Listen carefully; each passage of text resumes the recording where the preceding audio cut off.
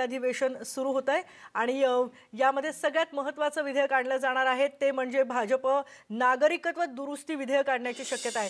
सरकारने पहिल्या कार्यकाळात सुद्धा हे विधेयक संसदेत आणलं होतं, पण राज्यसभेत हे विधेयक मंजूर होऊ शकलं नाही।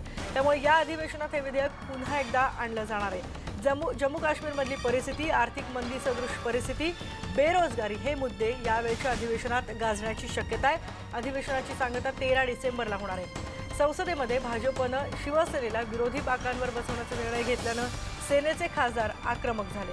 अवेळी पावसानं नुकसान झालेल्या राज्यातल्या शेतकऱ्यांना जास्तीत जास्त भरपाई मिळावी यासाठी सुद्धा संसदेत गदारोळ होण्याची चिन्ह आहे। आणि एनडीएतून बाहेर काढण्याचा निर्णय नेमका कोणाचा आहे असा संजय राऊत यांनी सवाल विचारलेला आहे।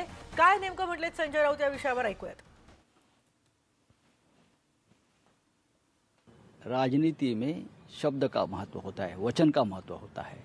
ये देश का संस्कार है, देश की संस्कृति है। और आज आप लोग हमें एनडीए से बाहर निकालने की बात करते हो। एनडीए किसी की प्रॉपर्टी नहीं है, हम एनडीए बनाने वाले में से है। किसको पूछा एनडीए के बारे में, निकालने का फैसला किसने लिया है? अगर एनडीए है तो आप हमें बताइए एनडीए के प्रमुख कौन है, एनडीए के कन्वीनर कौन है? जॉर्ज साहब थे, उस वक्त सभी से बातचीत करते थे, निर्णय लेते थे। आज लिया निर्णय। एक प्रमुख पार्टी शिवसेना हमेशा आपके साथ रही, उसको बाहर निकालने की भाषा कोई एक जूनियर आदमी करता है। जब एनडीए बनी थी अब उसका जन्म भी नहीं हुआ था। क्या बादल साहब को पूछा आपने, प्रकाश सिंह बादल साहब को, कि शिवसेना के बारे में हम ये निर्णय ले रहे? क्या नीतीश कुमार जी को पूछा आपने कि हमें निर्णय लेने जा रहे? क्या शिवसेना को कोई खत, लेटर, चिट्ठी भेजा है आपने कि आपके बारे में निर्णय लेने जा रहा है? क्या आपके मन में आया? हाँ, अपने आप को भगवान समझते हो? अत्यंत तिखट अशी प्रतिक्रिया, अत्यंत तिखट अशी टीका व्यक्त केलेली आहे संजय राऊत यांनी। एकीकडे या घडामोडी घडतायत तर दुसरीकडे राष्ट्रवादीचे अध्यक्ष शरद पवार आज नवी दिल्लीत सोनिया गांधींची भेट घेणार आहेत। राज्यात महाशिवआघाडीची सत्ता स्थापन करण्यासंदर्भात या बैठकीत चर्चा होणार आहे। अधिवेशन आणि राज्यातल्या इतर मुद्द्यांवर सुद्धा यावेळी चर्चा होणार असल्याची माहिती आहे। सोनिया गांधी त्यानंतर मंगळवारी पुन्हा राज्यातल्या दोन्ही पक्षांच्या नेत्यांची बैठक घेतील आणि त्यानंतर मग पुढे काय करायचं याबाबत चर्चा होऊन निर्णय घेतला जाईल असं नवाब मलिक यांनी सांगितलंय। आणि आपल्या सोबत आहेत आमचे प्रतिनिधी प्रशांत लीला रामदास थेट दिल्लीहून। Prashant, good morning. आणि आजचा दिवस खूप राजकीय घडामोडींचा आहे। राजधानी दिल्लीतल्या अधिवेशन तर सुरू होतंय, पण दुसरीकडे महाशिव आघाडीच्या सत्ता स्थापनेसंदर्भातली चर्चा सुद्धा महत्त्वाची आहे। सगळे पडसाद या बैठकीत उमटताना दिसतील। काय नेमकी आताची अपडेट्स माहिती आहे? नाही, खास करून जर बघितलं तर शरद पवार हे साधारणतः 11च्या दरम्यान राजधानी दिल्लीत पोहोचतील। त्यानंतर ते थेट संसद भवनात जातील। त्यानंतर दुपारच्या सत्रामध्ये ही साधारणतः काँग्रेसच्या हंगामी अध्यक्ष सोनिया गांधी आणि सोबतच राष्ट्रवादी काँग्रेस पक्षाचे अध्यक्ष शरद पवार यांची भेट होण्याची शक्यता आहे।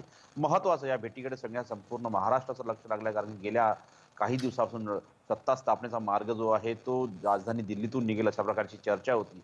त्यावरती आज अंतिम मोहर उमटण्याची शक्यता आहे, कारण की ज्या पद्धतीनं राष्ट्रवादी काँग्रेस पक्षानं भूमिका जाहीर केलेली आहे आणि काँग्रेसने आपली भूमिका स्पष्ट केली आहे की पवारांसोबत झालेल्या बैठकीनंतरच सोनिया गांधी आपली भूमिका जाहीर करतील। ज्या पद्धतीनं महाशिव आघाडीची चर्चा सध्या राजधानी दिल्लीत तर आहेच, पण महाराष्ट्रात देखील आहे आणि महाशिव आघाडीची स्थापना करून एक प्रकारे राज्यात सत्ता स्थापन केव्हा होते हे पाहणं महत्त्वाचं ठरणार आहे।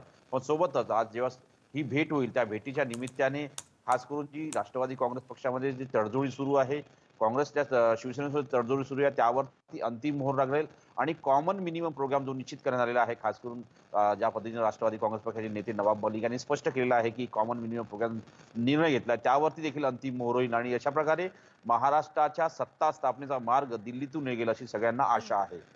स्टुडिओ धन्यवाद प्रशांत या सगळ्या माहितीबद्दल। आणि आम्ही अपडेट्स तुमच्याकडून या दिल्लीतल्या आजच्या घडामोडींचे घेतच राहणार आहोत।